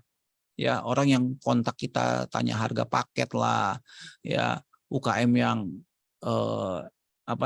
tanya selalu spesifik lah gitu ya, minta paket harga murah dan lain sebagainya. Tapi begitu kita brand sebagai SEO agency, ya, ini secara tren sama nih, evergreen trend, ya. Nah, nanti rekan-rekan alumni bisa lihat nih bisnis kalian yang kalian jual, ya, itu trennya seperti apa, ya. Atau langsung kita tren sebagai ini aja, kalau saya misalnya digital agency, bang, langsung beda banget ya. Nah, ya, jadi pemasaran berbasis intent, ya, ini kan sistem ya. Kenapa orang cari ini, ya? Dan ini di Indonesia, ya, itu sangat menentukan. Jadi jangan sampai produk kalian atau bisnis kalian, jasa kalian, ya, itu kita salah dalam menentukan kita mau nge-brandingnya seperti apa, ya. Jadi itu satu ya, tips dari saya kalau kita mau mulai masuk ke digital marketing, lihat dulu trennya, ya, topik apa yang mau kita kuasai, ya. Apakah kalau contoh ini dalam contoh Doksa ya, apakah kita mau jasa SEO agency atau digital agency, kita lihat peluang pasar seperti apa, lihat di Google Trend. Nah, sebelum kita lanjut ya, gitu ya. Nah, kemudian kita mesti mengerti, ya, ini khusus buat rekan-rekan nanti yang mau mengeksplor intent ya. Setelah kita tahu kata kunci ini, kita mesti tahu juga kata kunci kita itu berdasarkan, ini tambahan aja ya, berdasarkan ini slide-nya, tingkat, ya, berdasarkan tingkat intentnya gitu ya, karena sama-sama intent nih. Jadi intent itu punya intent level lah, salah kayak gitu ya. Jadi bisnis itu, saya sebelum lanjut ke materi ya, saya cerita sedikit ya. Bisnis itu tadi yang pertama kan kita awareness itu bicara tentang visibility, ya. Nah, tapi baik kita itu masarin produk kita atau kita bernetworking kayak sekarang, bernetworking di IKA, ya. Nah, visibility itu nggak cukup, ya. Orang tahu kita, ya, di mana-mana orang lihat kita gitu, misalnya lihat bisnis kita, tapi ada hal yang nggak kita dapat nih, ya, yaitu kepercayaan atau kalau kita sebutnya credibility, ya. Jadi mindset bisnis adalah kita pertama harus visible, kedua kita harus credible. Nah, ya. Makanya tadi kayak topik merangkai bunga yang tadi cuma visible doang, lama-lama kredibel. Dia tahu bahwa si pengajar punya materi, punya ilmu yang baik gitu ya. So it's not just visible tapi kredibel. Baru terakhir kita berpikir profitability, ya, jualan. Nah, sama juga di mesin pencari, intent punya levelnya, ya. Ada intent yang sifatnya baru informational, ya. Misalnya kita mau memasarkan produk kita, misalnya apa sih, baju misalnya, ya, atau jangan baju deh, atau kain baju deh, kain baju. Kita punya klien yang kain baju, ya, jadi dia manufaktur kain baju gitu misalnya, ya. Nah, informational intentnya, ya, jadi kita bagi intent itu ada informational, komersial, sama transactional, ya. Jadi yang informational ini yang problem solution oriented, misalnya apa, cara memilih kain katun misalnya. Ya, itu volumenya banyak sekali, ya. Ada kain katun A, B, C, D, F, G, nah gitu ya. Nah, itu ada banyak sekali yang bisa kita berikan ke pasar as informational, ya. Contoh saya nih, ya.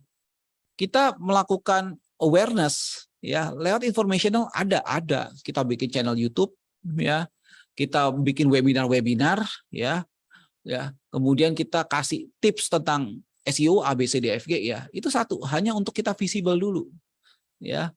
Nah, baru setelah visible, ya, baru kita credibility. Ini kita udah mulai masuk urusan komersil misalnya, ya. Dari webinar atau dari YouTube ditarik untuk meeting one on one, ya. Yuk meeting yuk gitu ya. Nah, ya.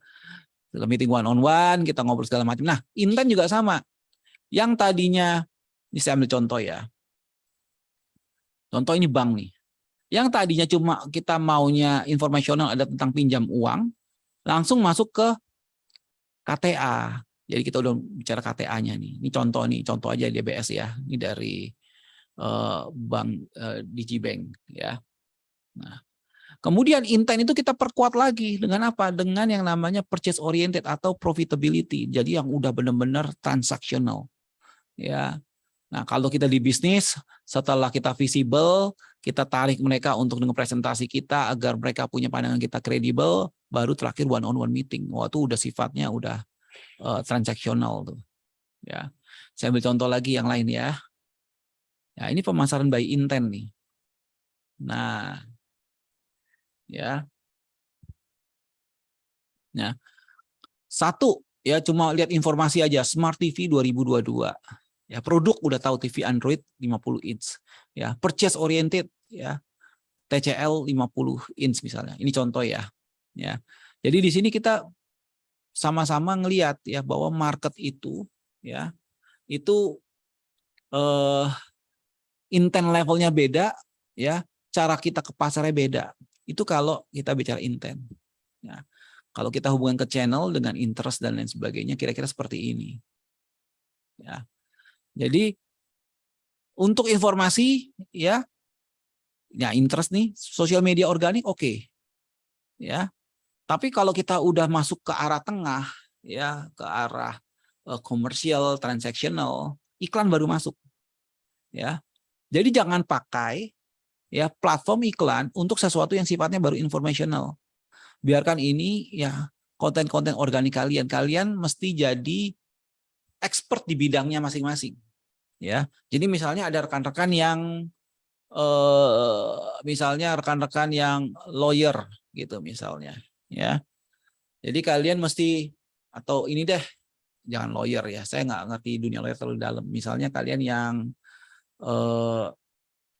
haki, konsultan haki. Saya punya teman konsultan haki, ya. Jadi dia bangun yang namanya visibility dengan memberikan konten seputar cara pendaftaran, manfaat haki, atau kemarin yang ada kasus Citayam dia mulai bikin konten seputar kenapa itu terjadi dan lain sebagainya. Itu salah satu untuk menaikkan awareness. Ya. Kenapa kalau ini nggak dilakukan kalian langsung transaksional, kalian jadi komoditi lagi. Nah, ini yang saya mau rekan-rekan jangan sampai terjebak nih. Ya, jangan sampai terjebak ya. Bisnis kita tuh cuma jadi komoditi. Kita nggak punya credibility sehingga orang cuma ngelihat kita as a numbers gitu. Cuma ini harga sekian, oh mahal murah. Ya. Ya, jadi ini contoh ya. Ya, jadi ini contoh tips sederhana ya kalau kalian ingin ya benar-benar menaikkan credibility kalian harus main yang namanya visibility-nya dulu. Yang penting visible dulu, bikin konten sebanyak-banyaknya, tips, tutorial segala macam ya. Mau platformnya di TikTok dan lain sebagainya. Oh ya, saya tadi nggak jarang bahas TikTok ya. Ini tips banget ya, ini tips ya. Jadi buat rekan-rekan yang punya budget terbatas, ya punya budget terbatas, saya sangat sarankan main di TikTok, ya TikTok, Instagram Reels atau YouTube Short lah. Itu 3 tuh 11-12. Ya kenapa? Karena pada dasarnya kalau kita menggunakan konten TikTok, algoritma TikTok ini sudah dikonfirmasi nih, sudah dikonfirmasi oleh tim TikTok ya. Algoritma TikTok itu secara langsung mencoba memviralkan bisnis kita minimum ke 300 orang. Minimum loh ya. Maksimum ke 300 orang. Ya. Jadi kalau kalian bikin video, pasti ada yang nonton.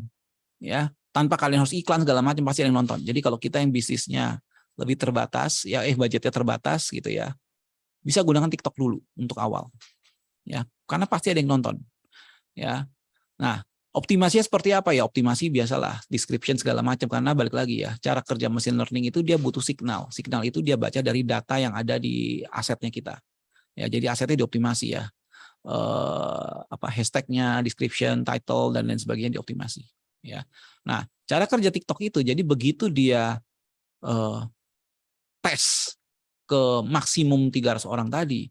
Kalau dari orang-orang ini ternyata banyak interaksi, videonya misalnya nonton sampai habis dan lain sebagainya, mereka akan viralkan ke orang lain lagi, gitu ya. Jadi konsepnya itu emang virality, ya. Sangat berbeda dengan sosial media. Makanya kalian kalau ketemu orang TikTok jarang sekali mereka mau disebut sosial media karena prinsipnya beda. Prinsipnya itu emang semua harus semua diduplikasikan. Jadi 300 nanti dia bikin besar lagi, dia besar lagi, dia besar lagi. Ya. Nah, itu tips sih. Ya. So TikTok is recommended ya buat kalian yang mau mulai. Cuma ya memang harus ya bikin konten video gitu ya. Itu tantangannya. Ya. Oke, ini saya lanjutkan dulu. Bentar ya. Oke, kira-kira itu tambahannya. Sebentar ya, saya materinya sebenarnya ada lagi. Oke. Oke, ini beberapa materi udah pendalaman sih. Ya, bentar, saya lihat sesuatu yang menarik apa ya. Oh, ini. Ya, saya kasih satu lagi. Ya. Kalau kalian mau, saya kasih worksheet-nya kita ya. Saya kasih konsepnya dulu. Tadi tentang message. Kenapa message ini penting? Karena saya percaya ke depan semua bakal online based ya. Bentar. Oke. Ini yang matrix tadi saya cerita. Ya. Saya kasih contohnya ya. Oke, jadi di bisnis itu ya. Ini bisa kita kerjakan tanpa kita harus ngerti ini. Jadi kita mesti bikin framework-nya seperti ini. Ya. Market. Mana ini market? Nah, saya cerita konsepnya. Nah, ini ya. Market itu selalu geraknya seperti ini. Ya. Mereka punya pain dan mereka punya goal. Ya, mereka punya pain, mereka punya goal. Ingat ya. Dan mereka ada sesuatu yang terjadi sekarang dan terjadi di masa depan. Ya. Ini kita kalau bisa dan tim ya, ini kalau kita mau mulai digital marketing, jadi jangan mulai media dulu nih, kita mulai bangun kira-kira kita mau bikin message-nya seperti apa. Ini pilar ketiga, the message. Ya. Contoh implementasinya ini contoh ya, implementasi seperti ini. Ini untuk software yang tadi. Nah, ini contoh. Nah, ya. Ya. Tadi ya, laporan keuangan jelas itu goal. Goal di hari ini. Goal masa depannya dia punya bisnis autopilot. Ya, dia punya kalau mau IPO gampang laporannya. Ya, fear-nya ya, laporan sales setiap bulan susah didapat. Pak Victor, sorry belum ke-share Pak screen-nya, Pak. Oh. Belum ke-share ya, maaf. Berarti yang tadi juga nggak ke-share ya. Nah, ini satu lagi ya, nih. Ini kelihatan ya? Kelihatan, ya, Pak. jadi ini ada hari ini, masa depan ya. Ini yang mereka mau jauhi, ini yang mereka mau dapat. Ya, di sini kita bagi goal grid, kemudian ada pain, frustration, fears, implication, dan dream and aspiration. Ya, jadi dari goal grid ini kita mesti ngisi nih untuk bikin pesan bisnis kita. Ingat ya, pesan bisnis kita itu sangat ngaruh. Ya, saya ambil contoh. Nah, ini dia nih. Ya, ini contoh ya. Misalnya, ya, goalnya software akuntansi apa? Adalah laporan keuangan bisa dibaca oleh non-accounting. Ya. Kemudian goalnya apa lagi? Laporan pajak bisa dilacak dalam satu dashboard. Nah, fear-nya apa? Ini fear-nya. Laporan sales susah didapat. Ya, stok barang tidak jelas atau hilang. Ya. Sementara ini yang terjadi sekarang nih, now. Ya, terjadi masa depan apa? Oh, saya maunya bisnisnya autopilot. Wah, ini banyak sekarang nih kata-kata autopilot ya. Kemudian ini dia nih, keuangan tidak transparan, audit pajak misalnya. Nah, kalau kita mau digital marketing, ini adalah dasar yang kita masuk set dulu. Ya, karena nanti kita balik lagi kita masuk ke pasar, ya. Kita udah harus punya beberapa amunisi. Ya, jangan sampai masuk ke pasar kita masuknya cuma karena hemat waktu misalnya. Ya. Ternyata pasarnya harusnya bukan hemat waktu. Mereka lebih nyari yang ini misalnya otomatis ya, tanpa orang non-accounting bisa baca. Nah, ini kita akan lihat nih mana yang cocok. Ya, karena pemasaran itu, nah ini ya tips ya. Ini saya tadi belum sebut. Inti dari pemasaran mau digital atau non digital itu cuma 3. Ya, adalah bicara tentang uang, waktu, dan daya. Orang pengen lebih cepat ya waktu, orang ingin lebih instan ya, orang ingin lebih mudah daya. Ya, lebih cepat, lebih mudah, ya, jadi waktu, daya, sama lebih murah. Ya. Nah, itu dimainin tuh di sini, ya. Nanti kalau saat rekan-rekan bikin brosur, bikin mulai update di marketplace, selalu ingat 3 ini. Jadi jangan lagi kalau kita jualan di marketplace atau kita bikin di website kita, itu hanya spesifikasi produk.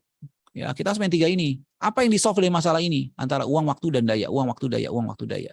Ya, lebih murah, lebih cepat, atau lebih murah. Ini seperti itu. Ya.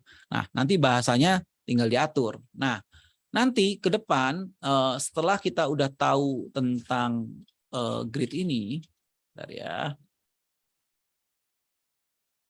final ya, untuk dipesan itu kita mesti bikin yang namanya ini dia nih, core message.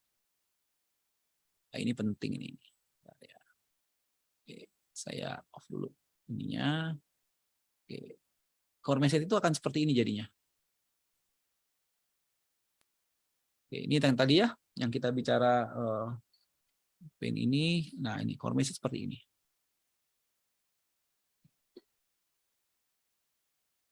Nah, ini adalah benak yang harus disampaikan. Ya, I atau we help blank, target market kalian siapa, gitu ya. To achieve or do blank, ya.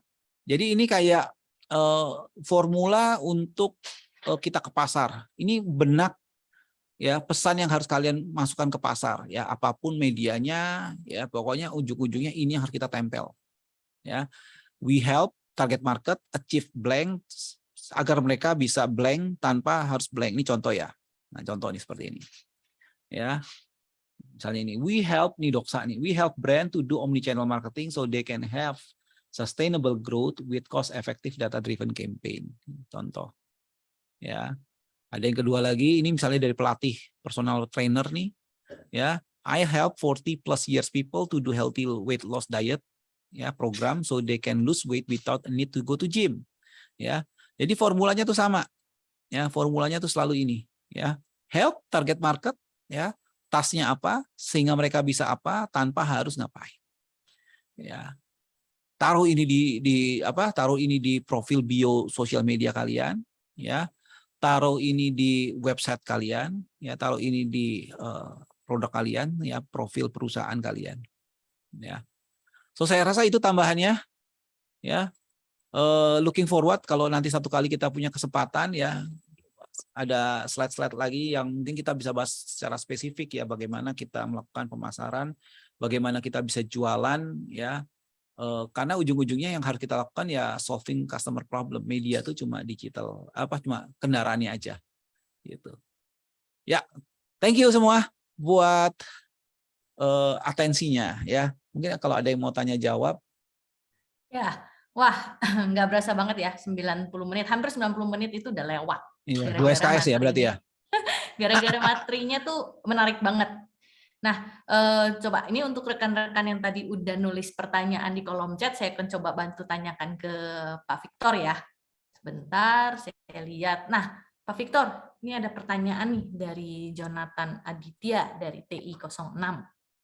Pertanyaannya seperti ini. Terkait digital marketing, apa saja sih plus minus dari teknik pay per click, pay per lead, pay per sale? Nah, ketiga cara ini yang cocok dipakai untuk jenis bisnis yang gimana aja. Oke. Kemudian ada pertanyaan kedua. Nah, saya catat dulu ya. Oh, boleh. Kak Suli, bentar ya. Boleh. Pay per click, pay per lead, dan pay per sale. Jadi dia mau tahu plus minusnya dari ketiga teknik ini. Kemudian dari ketiga teknik ini tuh cocok untuk bisnis seperti apa saja. Oke. Gitu. Nah, pertanyaan keduanya adalah perception is reality. Itu moto marketing ya, Pak? Gitu. Silakan Pak Victor. Oke. Saya jawab yang kedua dulu deh. Perception is reality, ya. Jadi ini ada prinsip ya. Kalian boleh suka atau enggak, tapi ada prinsip marketing is evil. Pernah dengar nggak? Marketing is evil, ya. Karena yang dilakukan pemasar pada dasarnya adalah kita, ya tadi kata kuncinya adalah the persuadable tadi itu, persuadable ya, kita membujuk ya. Karena kegiatan marketing kan pada dasarnya exchange idea ya. Beda antara marketing sama sales ya. Jadi gunanya kita marketing adalah menawarkan ya, bertukar ide sebenarnya itu ya. Jadi kalau bicara perception is reality, ada benernya juga, karena makanya ada pencitraan dan lain sebagainya, karena kita kan mau membuat persepsi gitu ya. Reality in mind loh ya.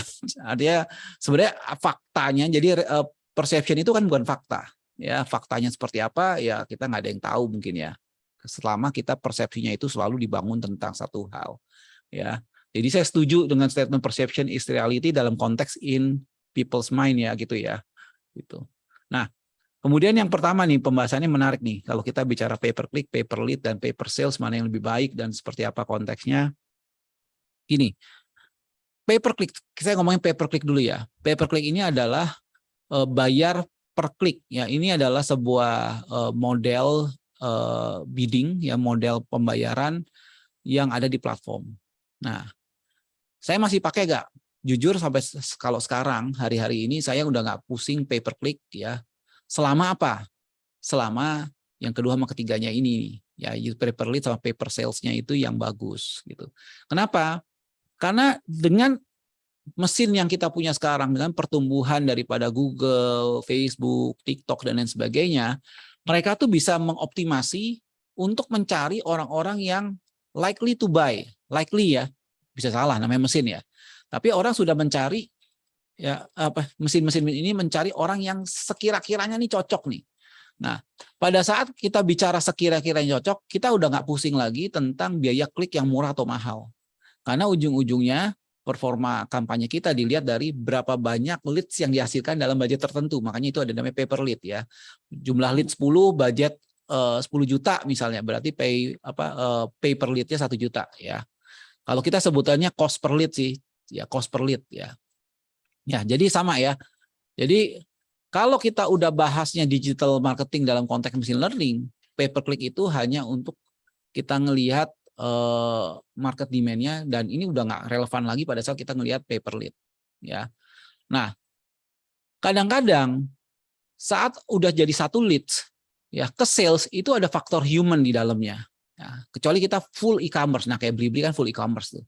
Nah itu pay per sales sangat bisa dihitung, ya, karena kita nanti ada matriks lain nih, ada matriks namanya ROAS, return of ad spend, ya, dan lain sebagainya, ya, every transaction dan lain sebagainya. Ada matriks-matriks yang bisa dihitung karena dia ada imbas full funnelnya semua di marketing, full perjalanan pelanggannya semua ada di digital, sorry, ya. Tapi kalau ada campur tangan manusia, ada membutuhkan kemampuan daripada manusia untuk mengclosing, mungkin digital marketing cocok dihitung sampai pay per lead saja dulu. Ya, contoh ya, kita ada klien yang jualan mobil. Ya. Jual mobil online itu benar-benar yang pure online itu susah. Ya, karena harganya kan udah ratusan juta. Nah, dalam konteks ini kita ngitungnya mana? Kita ngitungnya sampai cost per lead, ya. Pay per lead atau ya lagi tanyanya. Nah, pay per lead pun nanti bisa dibagi dalam beberapa kasus, dalam beberapa segmen. Ya, misalnya yang pertama, ya, pay per lead dari semua yang web lead gitu istilahnya. Web lead itu artinya semua yang masuk ke dalam leads kita, ya, masuk ke database kita. Ya, ada lagi yang kedua yang kita sekarang mulai terapkan adalah pay per qualified leads. Ya, jadi dalam konteks mobil adalah orang yang pada saat dikontak dia benar-benar ada kebutuhan gitu ya. Jadi bisa dikontak dan punya kebutuhan. Nah, kenapa saya bilang ini? Karena tadi saya cerita ya, kalau kita bicara platform, kadang-kadang platform ini juga satu ya butuh dilatih terus. Kedua, kadang-kadang suka dikerjain nih sama publisher tadi, terutama kalau kita pakai display ya, misalnya gitu ya. Nah, kita mesti lihat settingan kita itu bisa aja leads-nya banyak ya, tapi qualified list-nya sedikit. Nah, ini yang perlu kita optimasi. Nah, jadi tipsnya gini ya, kalau tidak ada campur tangan manusia, semuanya terjadi secara online, pay per sales itu memang bagus. Jadi kita bisa pasang signalnya itu di sales-nya. Ya. Tapi kalau ada faktor manusia di dalamnya, ya, untuk closing ya, jualan seminar misalnya, atau jual mobil, jual properti ya, atau kayak kami misalnya jualan konsultan, jasa konsultasi digital gitu ya. Nah, itu pay per lead aja cukup. Ya, kan nanti paper lead-nya tinggal kita lihat ya, lead saja atau qualified leads itu yang butuh kita bedah gitu ya. Nah, kapan kita ngurusin yang kiri nih? Ya, karena pay per click punya teman-temannya. Jadi ada matrix atau ada alat ukur selain klik namanya CTR ya, click through rate. Click through rate itu berapa kali ditampilkan, dari ditampilkan itu berapa banyak yang klik misalnya. Nah, itu diberikan atau itu hanya diurusi sama tim operator iklan biasanya. Ya, karena kalau sampai contoh click through rate-nya, jadi orang tampil apa iklannya ditampilkan tapi orang tidak klik, nah berarti message-nya, kreatif iklannya itu tidak menarik. Nah itu perlu diubah. Itu yang biasa kita lakukan sih. Oke, berarti kalau CTR-nya rendah, ini berarti ada masalah nih. Ya, tapi spesifik pay per click saya sih udah jarang pakai ya. Tidak terlalu tidak terlalu dilihat sekarang pay per click-nya lagi. Ya, gitu. Semoga menjawab ya, gitu. Jadi ada 2 pertanyaan tadi. Thank you. Oke. Semoga menjawab ya, Yonatan. Nah, ada pertanyaan lagi nih Pak Victor sebenarnya. Nah, biasa kan kalau misalkan kita lihat nih, kalau kita di Google kita cari sesuatu, itu kan ada tuh keluar tuh yang samping kirinya itu ada tulisannya ads. Itu kan ya. Nah, itu bedanya apa ya, Pak? Ada yang tulisan ads sama ada yang tidak. Oke. Mungkin kita langsung praktek ya. Share screen ya untuk lihat ya. Nah, jadi pemasaran berbasis niat, balik lagi nih, saya sering ngomong niat, minat ya, jangan sampai salah, intent dan interest ya. Jadi misalnya orang cari nih, misalnya kursus bahasa Inggris deh, ini contoh aja contoh. Nah, jadi di Google itu hasil listnya itu dibagi 2 ya. Ada list yang sifatnya organik yang kita tidak bayar ya. Ada yang sifatnya bayar nih, ada tulisan iklannya. Nah, bayar ini pembayarannya itu per klik tadi tuh yang ditanya sebelumnya. Ya, ini bayarnya per klik. Ya, jadi kalau kita klik gitu ya, bayar. Nah, ini nggak bayar. Ya, tapi kalian bisa lihat ya, kursus bahasa Inggris ini nggak bayar nih. Pak, saya mau yang nggak bayar aja deh gitu ya. Tapi kita mesti lihat di sini, kita scroll atas dikit ya. Kursus bahasa Inggris ya, menurut Google kita itu bersaing dengan 11 juta halaman. Ya. Dari 11 juta yang masuk halaman pertama itu cuma 10 maksimum. Ya, jadi ini butuh optimasi berkelanjutan. Ya. Ada gut tripsnya banyak sekali ya. Mungkin nanti kalau kita bahas tentang SEO, ya saya bisa cerita sedikit lah tentang SEO hari-hari ini seperti apa cara optimasinya. Nah, karena ini sangat eksklusif ya, karena cuma ada 10 yang direkomendasikan, ya bisnis itu banyak akhirnya pakai iklan. Ya, kenapa pakai iklan? Karena pakai iklan itu kita tinggal deposit ke Google, ya setup kata kunci kita mau iklannya kita muncul di mana, gitu ya. Kemudian deposit dalam waktu setengah jam, 1 jam udah jadi, ya udah bisa langsung kelihatan di halaman pertama Google. Tinggal di sini nanti, nah ini dia cara nulis ininya. Ya ini kita bicara tadi the message tuh. Ya cara bicara ininya the message lagi tuh. Ya cara message-nya ini seperti apa. Ya. Nah di sini kita bisa lihat. Nih ya contoh ya dari iklan ini aja. Ini kita langsung live ya. Kita bisa lihat di sini. Ini buat saya kurang itu menjual buat saya loh ya. Ini saya kan nggak tahu hasilnya. Kenapa? Karena ini bicara soal fitur, practical English, vocabulary, nggak ada benefitnya. Apa pain sama pleasure yang di solve di sini? Nggak ada. Ya, karena semua les Inggris kayak gini. Tapi kalau kita lihat atas nih enak kan. Nah, ngerasa nggak efektif belajar sendirian, coba deh belajar di bla bla bla bla. Ya, ada pain yang dicoba di handle, ya, gitu. Ya, ini yang atas juga menurut saya kurang nih, benefitnya nggak ada. Kursus dengan guru berkualitas tinggi lulusan S2. Ini fitur kan, ya, nggak ada gain atau pain yang coba di solve. Ya, kalau saya mungkin saya bilang kan kursus private kan, ya, tingkatkan misalnya kemampuan bahasa Inggris yang melalui guru berkualitas tinggi gitu kayak gitu. Nah, pakainya ada sesuatu yang kita pecahkan masalahnya. Jangan bicara spek seperti ini spek nih. Ya. Gitu. Tapi ini di luar daripada hasil karena saya tidak punya akses ke masing-masing ini ya. Tidak punya akses ke masing-masing ini. Ya. Tambahan juga kalau yang masuk ke atas ini ya, ini konsepnya bidding ya, buat rekan-rekan alumni yang mungkin belum tahu, ini konsepnya bidding. Jadi kita itu bid, berani bayar berapa. Cuma nggak usah khawatir kalau ternyata Pak berarti yang paling atasnya yang paling mahal ya. Nggak gitu ya. Jadi Google itu punya algoritma, dia mengkualifikasi dari 3 hal. Yang pertama bid, memang ya saya berani bid 5.000 misalnya. Tapi dia ada 2 lagi ya, yaitu namanya skor kualitas dan penggunaan extension kayak gini nih. Jadi semakin lengkap, semakin relevan, semakin halamannya semakin bagus, iklannya semakin bagus, ya dia akan kasih harga lebih murah. Jadi bisa aja dalam konteks ini yang atas ini lebih murah bayarannya dari yang kedua atau ketiga, ya. Atau yang atas ini mahal tapi yang kedua ini jaraknya bisa sampai 50%. Jadi yang pertama ini misalnya biaya kliknya itu 5.000, sementara kalau kita di nomor 2 cuma 2.500, bisa seperti itu. Ya, jadi ini ada perhitungannya sendiri namanya ad rank, ya. Ini buat tambahan aja sih. Gitu. Oke ya, jadi itu kira-kira tambahannya ya. Jadi ada yang paid dan ada yang organik ya. Tinggal yang di paid itu kita perlu optimasi aja. Wah, oke. Itu ya beberapa pertanyaan yang saya coba ambil dari teman-teman. Ada beberapa sebenarnya tapi mirip-mirip, jadi kita gabung aja. Jadi satu ya, biar jawabannya juga bisa langsung menyeluruh nih, Pak Victor gitu. Jadi mungkin ada beberapa yang coba saya ambil intisarinya mungkin ya. Coba dikoreksi kalau memang saya salah nih. Tapi jadi kita tidak hanya perlu produk yang bagus, tapi persepsi itu juga penting. Oh iya, betul ya.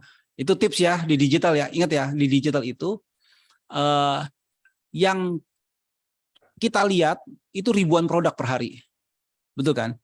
Nah, gimana caranya kita bisa diingat? Nah, itu yang butuh seni. Ya, saya percaya semua daripada kita, mulai dari bangun sampai melek, dari melek sampai merem gitu ya. Coba hitung deh. Ya, kita tuh sehari tuh dikejar sama ribuan produk tuh, berusaha nampilin di mata kita, apalagi kalau kita main gadget ya. Ya, tinggal sekarang mana yang kita ingat, nah itu yang penting. Nah, kita sebagai pemasar harus mainnya ke sana. Oke. Kemudian mungkin yang nggak kalah penting ini yang 5 pilar tadi tuh. Kalau kita mau semakin meningkatkan performa dari jualan kita mungkin ya. Jadi kita punya goal. Kemudian kita goal itu berarti kita harus tahu nih tujuan kita itu apa pada akhirnya. Terus kemudian kita harus bisa memilih audience atau target market yang tepat. Kita harus punya pesan atau cara menarik orang yang juga menarik. Iya, gitu betul. kan ya. Kemudian kita juga harus memilih media yang tepat pastinya. Tadi yang ada YouTube segala macam gitu. Dan yang terakhir itu adalah measurement atau data. Jadi kita harus lihat pada saat kita placement di sini itu hasilnya seperti apa dan apakah cocok untuk bisnis kita. Kurang lebih gitu ya Pak Victor. Betul. Dan yang nomor 5 saya tambahkan, data itu juga harus digunakan untuk improvement ya. Jadi untuk kita pakai lagi di bulan selanjutnya, di quarter selanjutnya gitu. Jadi ini adalah it's a journey ya. Jadi digital marketing tuh jangan sampai gini loh. Kadang-kadang yang saya cukup concern adalah pada saat kita lihat judul-judul kursus digital marketing yang kayak bilang naikkan 30 kali pendapatan, 10 kali gitu. Ada kesan mudah di sana, pada dasarnya ya digital marketing is a proses gitu ya. Ya kalau mudah bisa 30 kali ya saya nggak di sini kali, udah di Amerika, udah lagi senang-senang kali. Jadi memang tidak ada sesuatu yang instan gitu ya, Pak Victor? Tidak ada instan, it's a continuous process ya, betul. Oke, menarik banget ya. Nah, kalau misalkan teman-teman ada pertanyaan lagi, boleh di-submit. Nanti mungkin kita akan bantu tanyakan ke Pak Victor. Tapi jangan kemana-mana dulu nih, soalnya kita nanti akan ada foto bersama, gitu kan ya, untuk acara sesi hari ini. Sambil kalau saya boleh share screen, ada beberapa informasi yang harus saya sampaikan untuk kegiatan selanjutnya, gitu. Oke, mungkin slide saya sudah terlihat, teman-teman. Gitu. Jadi ini seperti yang tadi saya sampaikan, di IKA itu ada 4 divisi, ada business empowerment, engagement, alumni development, dengan social activity. Nah, ini nih acara kita untuk yang selanjutnya di tanggal 20 Agustus itu kita ada donor darah. Lokasinya di mana? Itu ada di MGK Kemayoran. Jadi buat teman-teman yang memang berminat, silakan, ini ada link registrasinya, atau bisa juga kontak ke IKA BINUS atau ke ARO. Nah, kemudian ada upcoming webinar nih, seperti yang kita lakukan hari ini. Nah, itu yang paling dekat itu di hari Sabtu, tanggal 3 September, itu ada tentang cyber security. Kemudian di tanggal 17 September itu ada robotic process automation, gitu ya. Nah, di samping itu, kita juga akan ada forum live discussion dengan National Singapore University di tanggal 28 September yang rencananya akan kita lakukan offline nih, gitu. Yang akan dihadiri kurang lebih 30 business owner atau entrepreneur. Jadi kalau buat teman-teman yang mau atau tertarik untuk bergabung, silakan kontak kami, nanti kami akan berikan link registrasinya. Gitu. Kemudian yang tadi sempat disampaikan juga mungkin di awal, kita punya BINUS Festival di bulan Desember. Jadi untuk para alumni yang pengen nih buka booth untuk mengenalin produknya atau ngenalin jasa usahanya, atau buat jualan, atau sekedar untuk nambah awareness seperti yang tadi Pak Victor bilang, awareness itu penting, kami persilahkan untuk juga menghubungi IKA BINUS ataupun ARO. Gitu ya. Nah, ini buat teman-teman udah pada siapkah untuk berfoto ria? Oke, mungkin dari teman-teman peserta bisa semuanya open cam.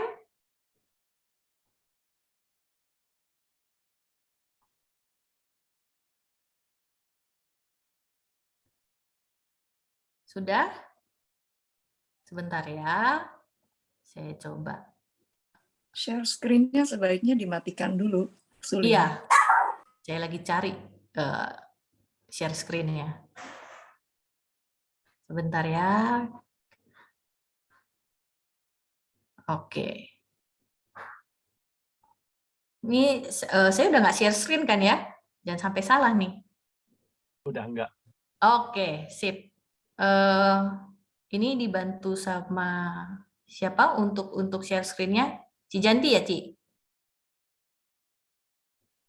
Sebentar, saya coba ya. Oke, di screen saya ini ada langsung 20 orang masuk.